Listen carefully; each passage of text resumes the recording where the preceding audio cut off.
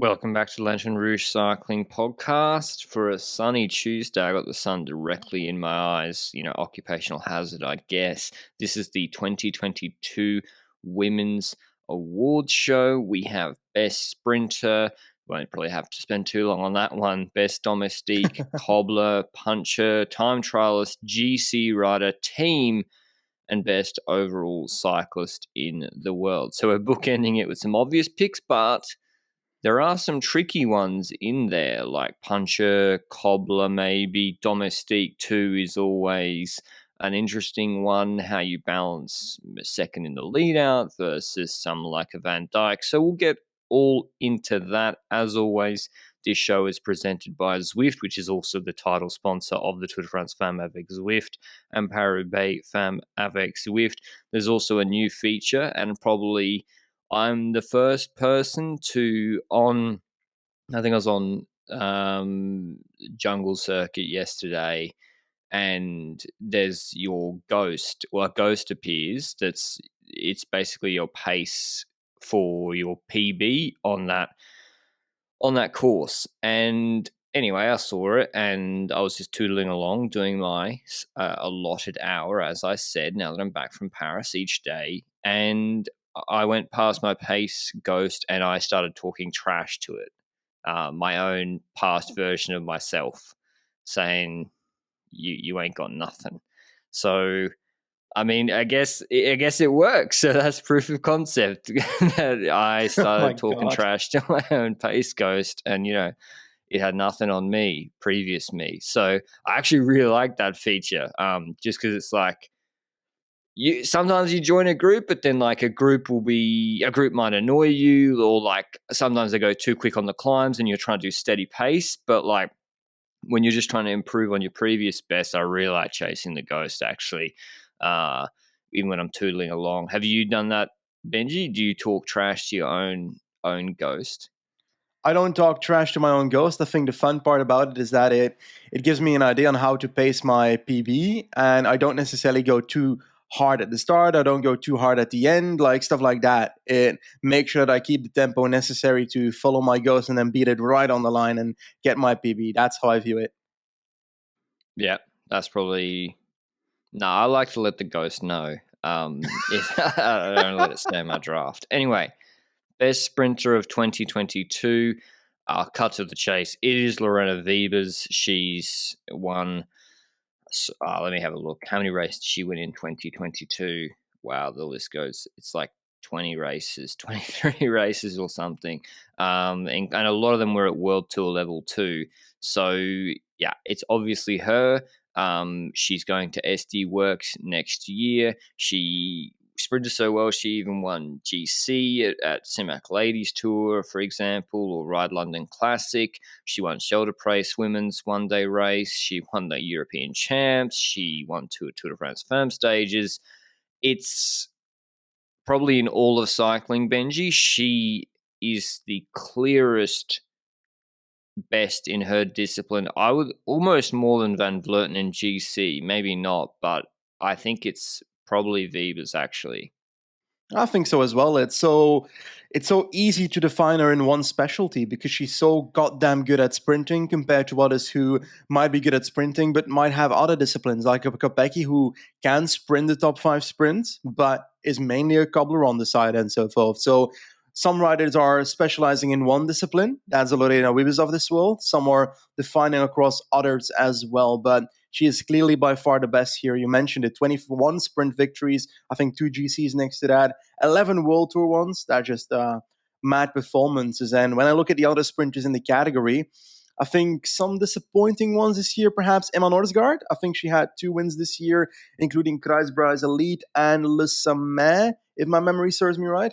And that is not necessarily what we expected from an Emma Norsgaard a few years ago. We expected that sprint to grow onwards, and next to that, her cobble skill to also grow a bit, and I feel like she stagnated a bit in this season. And then the next one, Charlotte Kool. This is a special one, because she's technically the lead out of Wiebes, but she ended up winning twice, I think, this season, one of which was with the lead out of Wiebes for her. So that's quite insane. Wiebes could have won another one if she sprinted for herself there.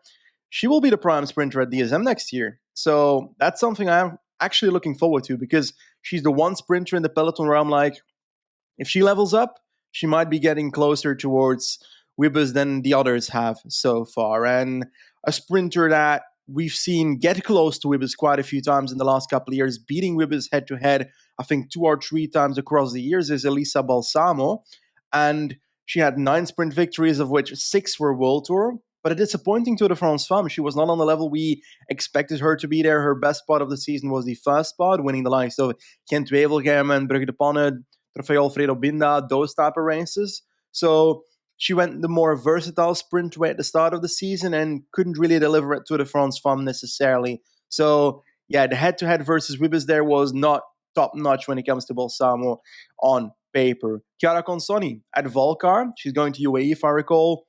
5 sprint victories, 1 World Tour one in there. I would argue that she probably could have had a chance at a 6th victory there if she wasn't completely destroyed in, Valenciana or Valencia at the start of the season by a deviation of that Movistar rider. Oh, can't remember the name. Or no, it's Barbieri on Live. Guareschi, that is the name indeed. And Barbieri, Barbara, I see where we got wrong there. Yeah. Marianne Vos, the literal translation from Dutch to English is probably Mary Fox. 8 victories, 8 World Tour victories. So pretty insane that all her victories are World Tour ones. Yeah. Not all of those are sprint victories, but I couldn't be bothered checking individually which one is a sprint victory and which one isn't. But there were a few sprint victories in there. What, sorry? Well, do we count the win against Persico in the first one in the Tour de France? There was a small group uphill. Meh. I don't count that, actually. And the Scandinavia ones, some of them count, some of them don't count. But then I don't think Balsamo or Wibbers were there, which, you can only be who you are. But I think the majority of them were sprints. But yeah, a couple were Puncheur wins. Still, though, compared to Consoni, she's won a lot more sprints. I do count versatile sprints if it's a flat sprint and a group of 20. So, for example, when Vos, her second win at the Tour de France Femme avec Zwift, stage 6, that was there's 39 riders on the same time. Bastianelli, Kopecky, Balsamo are all there. Wibbers is not. That counts as a sprint to me. Even though there was a climb close-ish to the finish. Sorry. Oh, yes. Who do you put on third and second, knowing we are so clear about the first place? Balsamo so Wibbers. Balsamo's clear second, and then Vos third. Vos third? Vos beat Balsamo multiple times in flat sprints this year at Girodonna. She won. She's way better than Consoni. I'm not 100% on that. I think I've got clear Wibbers first. I've got clear Balsamo second, despite that flat sprint not being at the necessary level of actually being competitive with Wibbers in the Tour de France Femme. Marianne Vos, I feel like the majority were still punchy sprints and so forth. There were a few, like you mentioned, that second Tour de France Femme one, for example, where she was there. A Kopecky, a Cole, a Norsgaard, that doesn't fit it for me. I'm personally leaning more towards a Consoni when talking pure sprint, but I get why you put Vos in third. So it's a really close one. And just because I want to make more souls happy today, I'll put Consoni on third instead of Vos there. But I agree that I understand why you would put Vos on the third spot. I'll go for no. It's kind of I do value the versatility. It's important. But yeah, that's the top 3 we have. The top 2 is identical. I think there's also, we said for Wibbers, there's a clear gap between her and everyone else. I also, for Balsamo, think when she gets a half decent lead out, there's also a decent gap between her and the rest as well. But yeah, Wibbers just on another level. Best Domestique of 2022. This is, before we move on, just a word on Charlotte Kool. Do you think she'll step up? What's DSM kind of know what they're doing, the women's team with the sprints. Do you think she can win? I think she wins the Tour de France Femme avec Zwift stage next year. Ooh la la, that's a big call. I see the potential of winning a big race. I agree with that. And the thing is now she'll get so many more opportunities. We'll be able to actually compare her to the others properly instead of being able to do it once or twice per year, which is going to give us a better idea, a more all-round idea of what her skills are and how her limits are seen at the moment. And I think she'll step up. I think she'll be in the top 3 sprinters of the world next season. And I wonder how Wiebes will be affected by her transfer to SD Works. If I recall, they have actually transferred also over next to Wiebes a lead out for her, if my memory serves me right. Was it Guarishi that is also joining the team? Yes, indeed. So if that becomes the lead out of Wiebes there, they've at least got a bit more of a team around Wiebes, because that would also mean that Kopecky wouldn't be the lead out, is what I see based on that, depending on who's on the start list of each race and so forth. But hey, I guess we'll see what Wiebes has as an influence next year. I still expect her to be top sprinter, but she might have a bit less victories because the team might not be all round built around her. Is that a bad assumption? Well, yeah, I think having Pfeiffer Georgie, Megan Yastrab, Florchie Mackay, it's pretty, amongst others, it's a good sprint train, and yeah, we'll see how the SD Works teams go, because in the best Domestique of 2022 now, not too many SD Works names popping up, like Majorus. She was, I think, in my list last year, but not this year. They had a few issues, I think. Kind of everyone writing for themselves. Neve Fisher Black, maybe the notable exception in a few races. But Trek are heavily featured with Van Dyke, Longa Borghini, who often rode for Balsamo in races like Trofeo Alfredo Binder, Cordon Rigaud, and Chapman's going there next year. Sorry, she'll win it next year on Trek. So that's the 3 Trek riders. How do you sort between them? Because it's kind of like Cordon Rigaud does the early work, or she'll go in a bait move ahead. Longa Borghini will do the last lead out sometimes, and Van Dyke is like the puller back of moves with, say, 10Ks to go. Exactly. I think Van Dijk is the better one of the 3 in my eyes when it comes to domestique work, and is more centered around the domestique work. There's less races where Van Dijk is leader, only Roubaix, if my memory serves me right. So if we look at those 3, Longa Borghini has more leadership and more races. Cornorago is more the attacking type, and indeed Van Dijk is, first of all, the second last woman in the lead out. And next to that, also the rider that pulls back moves, and not only for the Trek team, but also for the Dutch team. She was pretty vital in the World Championships in pulling back moves and getting groups back and trying to keep Van Vleuten in the race, despite her not having the best day with her arm and so forth. So I think out of those 3, I'd give it to Van Dijk, but we've got plenty of others and other teams that also deserve to be named. And a team that deserves to be named, despite their riders not having the fame of a Van Dijk, for example, is a Movistar, because Van Vleuten wins a shitload of races, but we might say, oh, it's a one-woman army, but it's actually not the case. If you look at the races, they use their team well to try and launch Van Vleuten at certain moments. They try and neutralize until a certain climb to then launch Van Vleuten. And I feel like some names to be named are the likes of Eleni Sierra, who has been a domestique in some races, a co-leader in other races.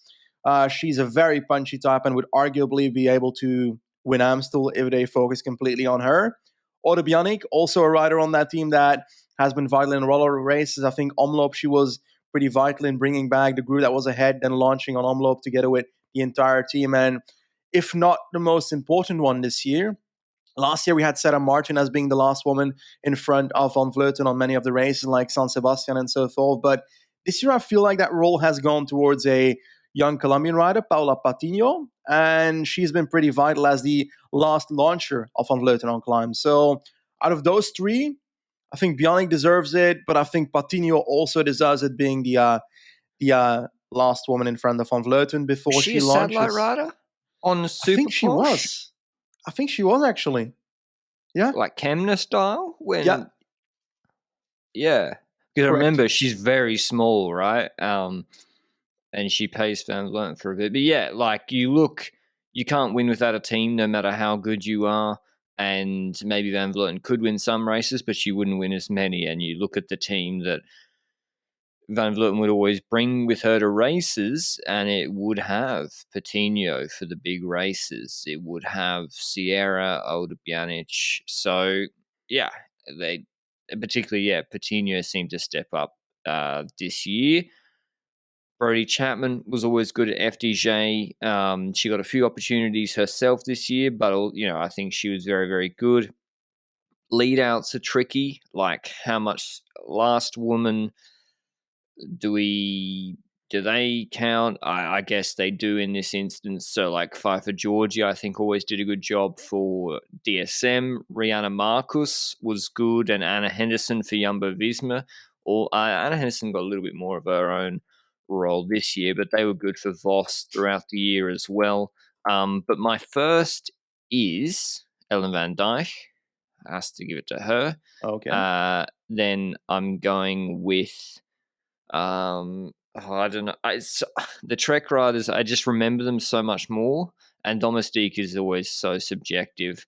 But then I'm going to go with Marcus second, and I have to give a Movistar rider third, Bianic. But that's kind of a team Movistar award.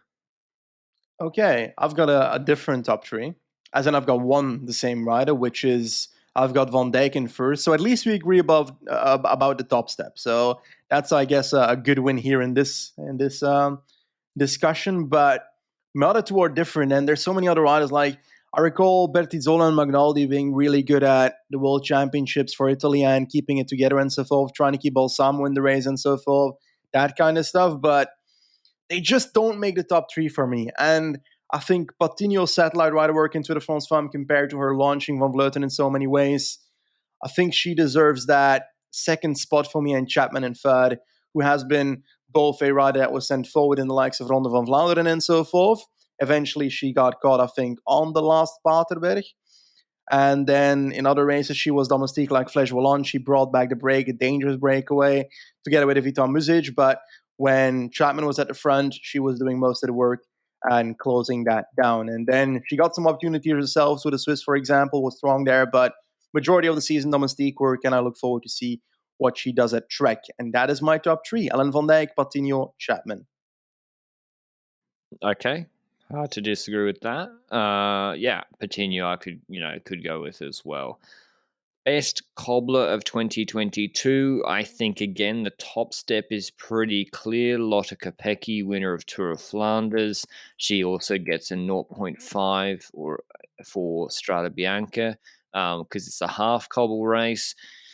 Second in Danelith Nogueira Cursa, which is a dot pro race. Fourth in Gen Wevelgem. It doesn't count? Okay. Oh, she in all these one-day races, from Strada to Paris-Roubaix, where she came second for a month, she finished in the top 5 in all but one of them, and it was ninth in Brugge de Panne, which was, I think, a pure bunch sprint. Yes. Yes, it was.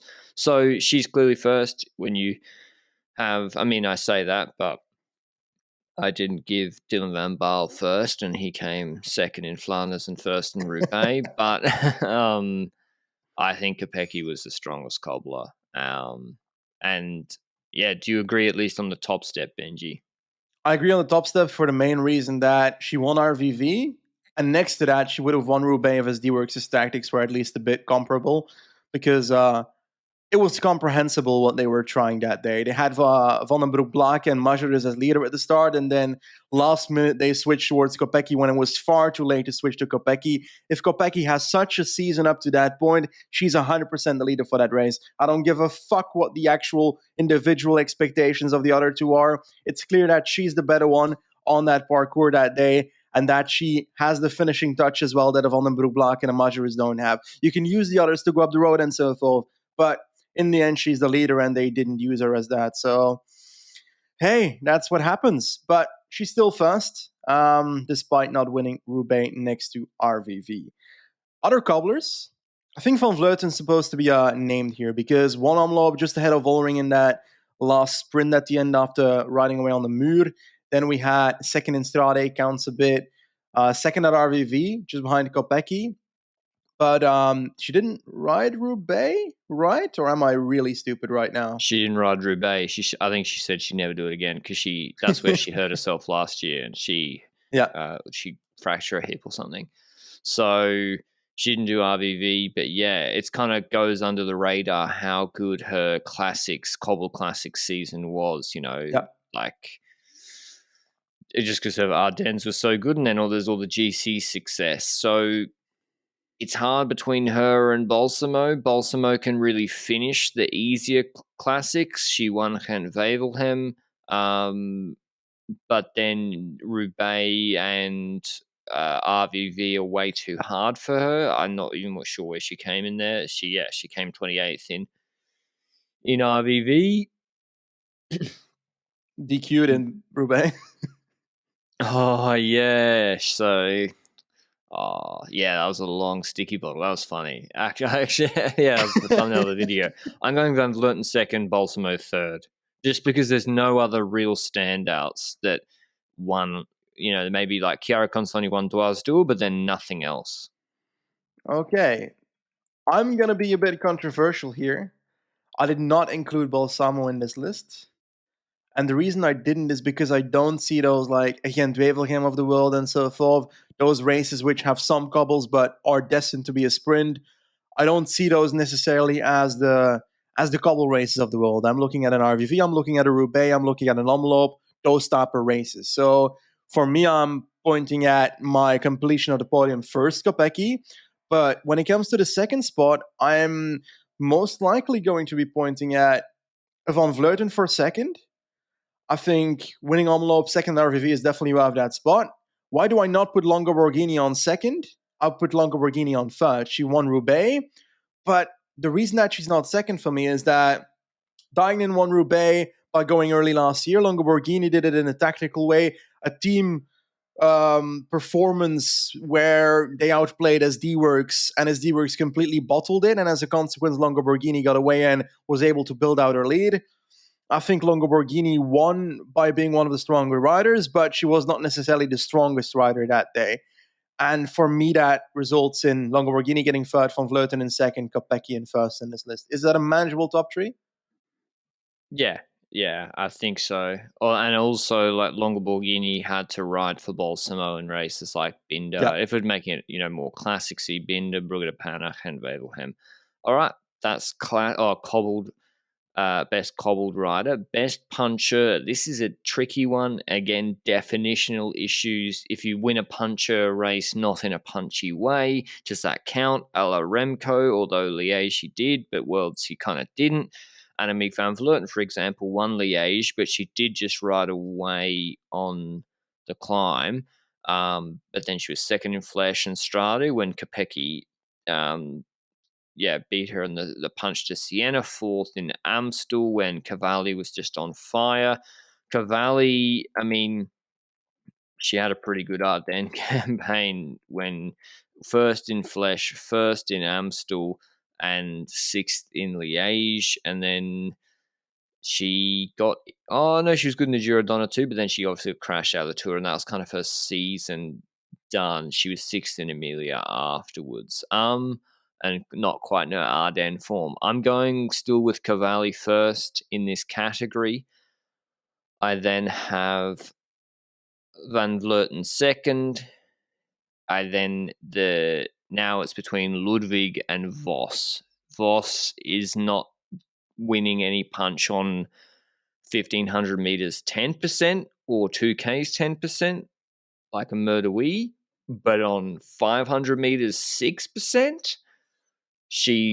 That's where she wins a lot of races, where she beat Persico in the first tour stage, Scandinavia stage. So that's the toss-up, and Ludwig too. So I'm going still with Vos third, just because Ludwig only has that one punchy win, whereas Vos has a few more. I think that's a good take. I think I've got Cavalli in first. I have a similar opinion to you. Winning Amstel Flesh, she was the strongest when it comes to the punchy races on those days, the real punch. And then Van Vleuten won LBL and World Champs. LBL, I feel like LBL in women's cycling is more of a climber race than a pure puncher's race than it is in men's cycling. Is that a I think is that a right comment? The climb, I mean, takes marginally longer, but also like the sequencing of Rochefoucauld and Redoute, it's a lot of climbing in a short period of time compared to a lot of the races, and someone like Van Vleuten or Van der Brecher can and have in the past made the differences easily, like not just punching away with an attack, they literally set a tempo and people drop. Yeah, exactly. That's kind of the take I have. And Van Vleuten is still second for me. Winning LBL and World Champs is still next level. I'd argue that World Champs is, she wasn't the best punch on that parcours, but she survived and was able to come back to the front group and was able to ride away in the last section. It's a puncher's race, but not really the puncher's victory, is what I'd say. Second in Fletch, second in Strade, those are good results. Kopecky winning RVV and Strade, I'd say that RVV is a tiny bit punchy, majority cobbly. So same for Strade, also half-half. So that's why she's not in the top three for me. The thing with Liana Lippert is, I would argue that she was probably the top three pure puncher rider this year. But she has no results to back it up because she can't finish it off. Like the only race where she could potentially do it is the likes of an Amstel, but Cavalli was better in that race because the group was larger. So I don't see it for her, despite feeling like at World she was by far the strongest puncher, for example. Miviadoma was that type of rider last year where we had the feeling that she could punch away on a 1 kilometer, 12% climb, whatever, and then couldn't finish it off afterwards. That's the type of feeling I have with Lippert this year. And Miviadoma just had a bad first part of the season. Her Tour de France fun kind of saved it for her. But following winning Brabantse, I'm going to. It's difficult, huh? How much do we rate an Emiliana Trevally Varazine? The competition there was not significant. Lamborghini won both of them. I think I'm going to go for Ludwig on third or Vos. I'm also like on the edge of those two because if Vos would have won that second Tour de France Femme stage ahead of Ludwig, the one that Ludwig ended up winning, I would have given it to Vos. But because that didn't happen, I'm going to give it towards Ludwig. Is that viable? I don't agree, but it's fair enough. I didn't like the way Ludwig raced this year. But she also, I think, won a small group sprint at the end of it. It was a climb, but it was a group, and it flattened out at the end of Scandinavia. She won in a punchy way, I think, ahead of Lippert. Yeah, it's justifiable. Anyway, best time trialist of 2022. I have the world champ on top. I think last year it might have been a little bit closer between. No, Royce beat her in the European champs by 6 seconds. I've got Ellen van Dijk first, and then if she's first, the clear second is Marlon Reusser. Van Dijk pretty much goes to any race where there is a TT, and she usually wins or comes second. And so the difficulty for me is who is third. We got the Bike Exchange team all doing good time trials, Faulkner the best of them, and then Brown a surprise medal at the World Championships. Well, maybe not home World Championships second, putting 30 seconds into Reusser too. And the problem for her is not many TTs at all. In fact, she won the Australian National Champs, and then that was her only. No, and then she won Com Games TT. So she's clear third for me. Faulkner didn't have enough other results, and then there's no other standouts. I mean, Van Vleuten, of course, but she crashed in the World Champs TT. Vollering didn't do too many. So, yeah, I got Brown because the results speak for themselves. Yeah, I think that's a good top three. It's exactly the one I had on my list as well. I have Van Dijk in first, Reusser in second, and I've got Brown in third, but was really close with Faulkner because Faulkner started off the season well. I think she won a time trial at the Tour de Suisse and won the prologue at the Giro d'Italia. Done, if my memory serves me right. So those two, plus then getting sixth at the World Championships, which was after she was a bit meh when it comes to her preparation towards it after, I think, an illness towards it. So I think without that illness, she might have gotten the top three there, and we might have seen a top three step for her in this list, but unfortunately she didn't make it. Let's hope she does next year. So that's it for time trial. Not too much to add. Van Dijk just simply the strongest. Why do we not put a Van Vleuten on this list? Because she wasn't able to prove it with too many World Tour time trials this year? Yeah, she crashed out of World Champs. No, Did she finish the World Champs TT? Van Vleuten? Yeah, I think she did. 7th or something? 7th. But isn't She that crashed when? in the mixed relay, by the way. Oh, it's the relay she crashed in. Oh, okay. That's why I was so confused. And the relay was after the individual TT because I remember her. Okay, it was the relay. That makes sense. Yeah. 7th in world champs and then 6th in a prologue. You can't give it to her. Even if, in theory, she is a top 5 TT rider on a hilly course. So, did she win the Olympics TT? She did easily, Wasn't this actually, in year, the end. so. It wasn't. Anyway, best GC rider, speaking of Annemiek van Vleuten, best GC rider climber, like, this is obvious. She did the triple TDFF, Giro, and Vuelta, although the Vuelta is a little bit shorter. Like, there's no discussion to be had. Van Vleuten's the best GC rider / climber in the world. It's, again, like, incredibly dominant. We don't see anything like it in men's cycling. The difficulty is then the second and third positions, where we have a Cavalli who was looking really, really good in the Giro Rosa, Giro Donna, and then crashed out of the Tour. Vollering, who was pretty good throughout the year, but didn't take a step up, but was still good, but I was maybe a little bit disappointed. Moolman, who beat Van Vleuten at Romandy, but then that's at the end of the year, and then she crashed, or DNF, or abandoned the Tour, and SD Works were kind of weird at the Tour. And then there's a few others like Lebu, Persco, Longaborghini, but yeah, who have you got in your, I assume you have Van Vleuten first, Benji. Who are your second and third positions? I've actually not got. Okay, I do. I do have Van Vleuten first. I've got Van Vleuten in first, and when it comes to my second spot, I'm going to have to give it to Vollering this year, as Vollering was able to get that second spot at Tour de France Somme, which is more valuable in my eyes than doing something at the Giro Don, for example. I also believe that Van Vleuten dominated Itzulia women by winning 3 stage and ended up winning the GC. So that's a pretty vital result in that list for me. Next to that, getting third at Ceratizit adds on to that a tiny bit. Cavalli's second at Giro Don is valuable, but crashing out of Tour de France Somme really beheaded that potential second spot for me. So Vollering in second, and I will put Cavalli in third, with the side note that I actually kind of forgot how good she is at time trialing, or how mesh she is at time trialing. I think she got close to like winning Cron d'Asniol last year, but then this year she only had one time trial or prologue in Giro Don, so we didn't get to see that much. So I'd like to re-see her time trial skill next year to be able to judge that properly, because it's been a while since we've seen her on a time trial bike outside of that prologue at the Giro Don. But some names I want to mention is Juliette Labou, fourth at Tour de France from winning Vuelta a Burgos, despite there having been a crash, I think, of Vollering in the early days there. That still matters. I'd say she ends up in the top 5 of this list for me, because Longaborghini was 4th at Giro Don, 6th at Tour de France and so forth. So that's something there. There's one rider that beat Van Vleuten at a race here on a mountain, and that's Molman, but I wouldn't put her in the top 5 of this list for me.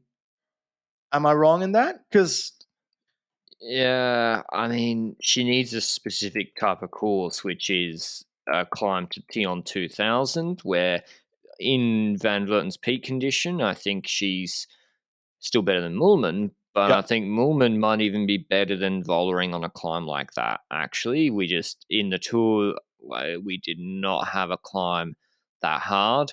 I can't remember. Next year they have the Tourmalet, which is a little bit harder. In fact, it's very similar, but maybe even a little bit harder than Dion 2000. So that's where we'll see Moolman's change team.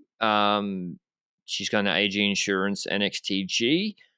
We'll see how she goes and stacks up against Vollering on the Tourmalet. So, but yeah, my second is Vollering. I feel like Cavalli could have, if she didn't get crashed out of the Tour, I really thought she might have been a bit better than Vollering, actually. yeah. But she didn't, and Vollering beat her in Basque Country and some other races. So, and Cavalli for me is a clear third. She was 152 off Van Vleuten in the Giro Donna, and then there was like 5 minutes behind her, and she also, I think, pushed Van Vleuten a little bit. She beat her on a climby stage, maybe it was a descent attack, and took some time back on Van Vleuten. I can't remember which not stage 7, stage 9 she did. So that's always impressive to see stuff like that. And yeah, there's no one else really that won or consistently came second or third in a lot of other races. Faulkner, not Faulkner. Lebu was good in some, but in the top World Tour races, she wasn't podiuming consistently. I think so as well. That's my take as well. Now, after doing the GC lists, is there a difference between GC rider and climber, you think? I'd say no, because Van Vleuten is still the best climber in my eyes. I think a Molman just moves up a tiny bit, perhaps. But then again, it's kind of... We've had a season where time trial really wasn't that vital. So I feel like GC rider is kind of climber at this point in this season, at least. But we've gone over the individual trophies. We've had best sprinter, best Domestique, best Cobbler, best Puncheur, best time trialist, best GC rider. Now on to one that is more... within the group, the best team of 2022, which was it? And we've got some names that can be given to the likes of the number one team in the world on paper is D-Works. Movistar is there, with Van Vleuten being the rider that took up, I think, over half of their points this year. Valcar being a team that can be named, with Persico, with Consoni for the sprints and so forth. FDG out there who punched above their weight, I would dare to say, with Cavalli stepping up, with the likes of a Tour de France stage win when Cavalli ended up crashing still for Uttrup Ludwig, that kind of stuff. Trek Segafredo, arguably technically the strongest in the likes of Roubaix and so forth, and played the best as a team. Does that make them the number one team in the world for you, Trek Segafredo? Yeah, they are, actually. And I have Movistar second. And SD Works are kind of like UAE, aren't they? Like, their tactics in some of these races were horrendous. I don't know why Toby keeps running up to me. Really, he wants something from me. But yeah, SD Works 11 World Tour wins, and Ronde van Vlaanderen, so a monument. But then Roubaix, they kind of stuffed. They did win 2 World Tour GCs, and they won Strada, which is a big, big race for the women. And Trek were 12 World Tour wins. A lot of them were stages, but there was Paris-Roubaix in the women's tour there as well, and 3 classics with Balsamo, where it was a whole-of-team performance. Particularly Trofeo Alfredo Binder was really impressive. And yeah, Movistar, it's kind of like UAE last year. They won the three of the biggest races and stages along the way, and Liège. I know it's all Van Vleuten, but there's other riders in there, and they form the team around us. So, yeah, I have Trek, Movistar, SD Works. Is there anyone which team am I missing out on? A DSM? Do you consider that, considering work around Rebus in the same way that they do for Van Vleuten? True. Yeah. How do you balance, they have 16 World Tour wins, and they're all Vibas, but they literally have a lead out. So it's kind of more important than Movistar. How do I balance GC and sprints? Yeah, it's close. But I'm still going with SD Works third and Movistar second, because DSM in other races, like with Lippert, the team tactics I don't think were always great. Okay, I get that top 3, and I've got exactly the same one. The reason that SD Works doesn't deserve to be on the first and second spot is because, just like in the men's cycling, we talk about UAE as having a top rider, Pogacar, and because he's so good, getting it wrong here for a second, because Pogacar is that good at UAE, they tactically don't have to be good to be able to win races. And you see that because their tactics are really off when it comes to the men's UAE team. And when we look at the SD Works, they are so good when it comes to their width of the team with so many top riders that they don't have to be tactically good to win races, which makes them the number one points-based team in the world. But if we look at the tactics they have, they completely bottled the likes of Roubaix. Their tactics in RVV were also not top-notch despite winning that race. So there's so many races where tactically they should have done better, and they could have won so much more than they did if they played it better. So as a consequence, they punched below their weight tactically and as a team. So that's why I put them third instead of second and first. Movistar in second for the same reason you put it there, because Van Vleuten is top-notch, and the rest of the team were built around her in those races. Norsgaard, perhaps the one that was a bit meh in that team. But first, I would argue that we have the likes of Trek Segafredo, and we see that Trek Segafredo is a team that in a lot of races just rides as a team, and knowing that the team-based victories that they have are so vital. Like, for example, Trofeo Alfredo Binda. Patrick just spoke about it. That's a race where Longo Borghini spent her complete race to be with Balsamo, and that Van Dijk was also there to help out Balsamo. And so many of these one-day races, they were as a team surrounding Balsamo. In Roubaix, they played it so well with rolling attacks. Longo Borghini was the one that went off the front. So Trek Segafredo was the team for me when it comes to the best team of 2022. And that's what you predicted at the start of the season. I was skeptical at the start of the season when it comes to SD Works versus Trek, but you said Trek's going to be the better team in 2023. So too many you're cooks right. in the kitchen. Yep. Too many cooks in the kitchen at SD Works. So that's why the integration of Vibes is going to be fascinating next year. Whereas like Longo Borghini, the Italian world champ, comes over from Volcar. She got zero problem riding for her because she knows the only way she can win Roubaix is team tactics being paid back to her, because one-on-one she might not be the strongest. So they all buy into that philosophy at Trek, it seems, for the most part. I'm really keen to see how Chapman goes moving into a system like that. Could be really interesting, particularly in the Ardennes, where they don't have anyone that can really sprint too well, so they need to use team tactics. They also don't have the best puncheur, so Chapman, I think, we'll see her in moves next year. Anyway, Trek, like SD Works should be the best team in the world. They should be. Yep. With all the riders they have, they should be next year as well, but they weren't this year. They didn't quite make it work. The Vollering and Moolman on the road without Van der Brecker. Without Van der Brecker, it didn't look so good this year. So, yeah. Anyway, best cyclist in the world. Van Vleuten for me is one. I know Weber's won more races. I know she won 23 races, a dozen or so at World Tour level, including one days.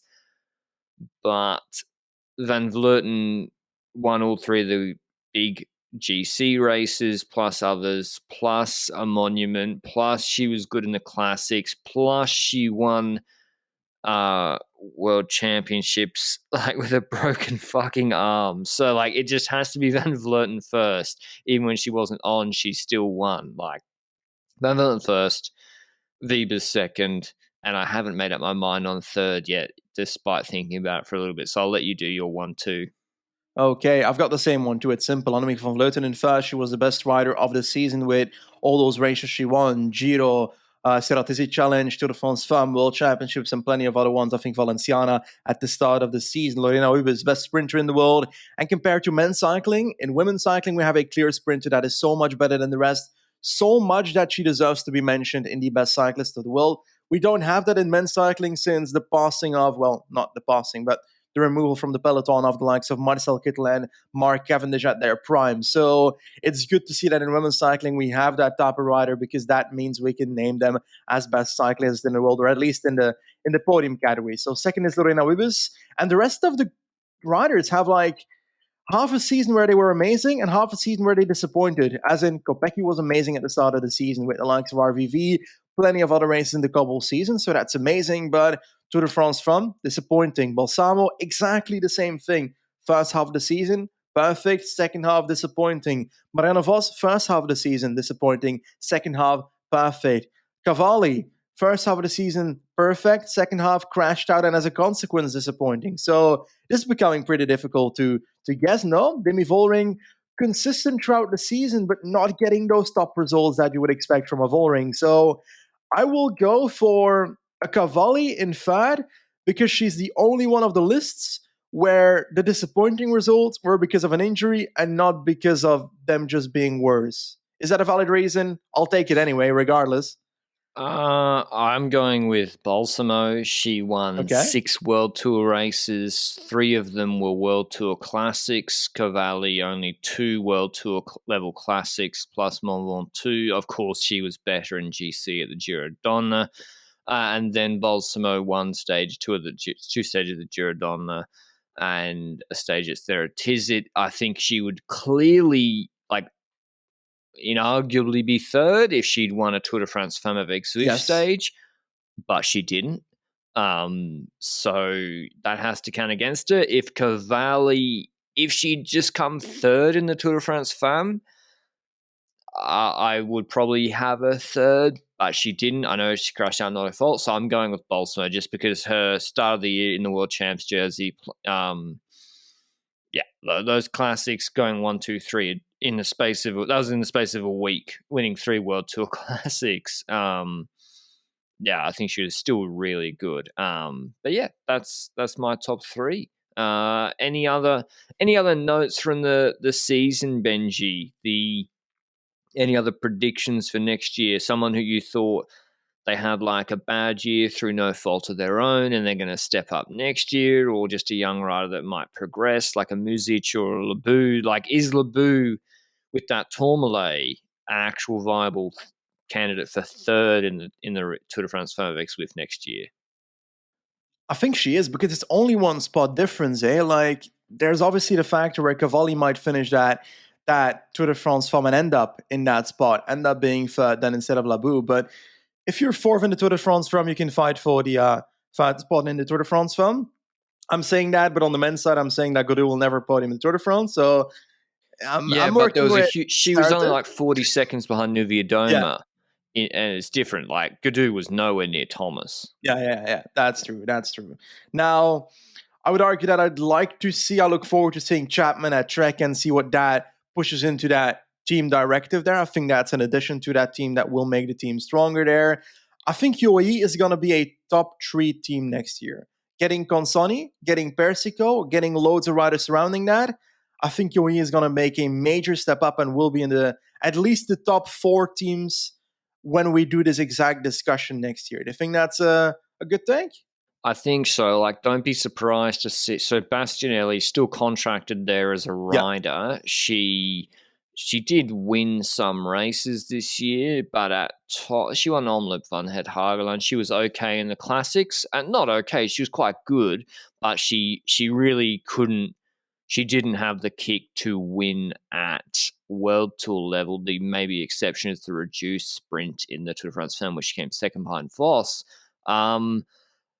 Looked for her to mentor those young Italian sprinters like was Bertizzolo a sprinter? No, she's a puncher. Ignore that. I mean, Chiara Consoni and Persico. Look for her to mentor them, and she might keep riding. She might go in the car in 2024. But you're right. It's interesting to see what they're doing there. It's basically an Italian team. I think Michaela Harvey signed there as well for 2 years from Canyon SRAM. She came 5th in the Giro d'Honneur in 2020. She's only 24. So she had a better 2020, not so good 2022. I know they'd have to win a lot of sprints, Benji. They have to win a lot of sprints, even if SD works. Against Ribas. Yeah. And Balsamo. Like, those two aren't as fast as Balsamo. Persico, maybe she could be a superstar. Like, what if she's a proper, like, real superstar? I think she is. Yeah. Like, maybe she can win GC at Basque Country if it's a punchy course. Yeah, true. She's made a significant step up from last year, and we see that. I think she got close to winning World Champs at Cyclist, like second or first. I don't even remember. But then we see this year where she makes that step up on the road significantly, and the Tour de France Femme is the real indicator of that with the result that she had there. So it was like gradually stepping up. Giro d'Honneur, I think 6th or 7th, and then Tour de France Femme 5th or 4th, and then eventually... And 3rd at Worlds. Yeah, 3rd at Worlds. So next year, 2nd at something else. Yeah. I am curious what she'll do at the Classics, knowing that on paper she has that CX history. And yeah, I'm saying 3rd in RVV. Top 3. Yeah, RVV, she'll be the leader. I think for like Hen Wevelgem and Brugge de Panne and other races, and Binder should be the leader, but the flatter ones, they'll have to go for Consoni or Bastianelli, I think. But that's our award show. Thanks for listening as always. Thanks for Zwift support of the podcast and women's racing both this year and in the future. And we'll see you maybe with the meme awards later this week. Ciao.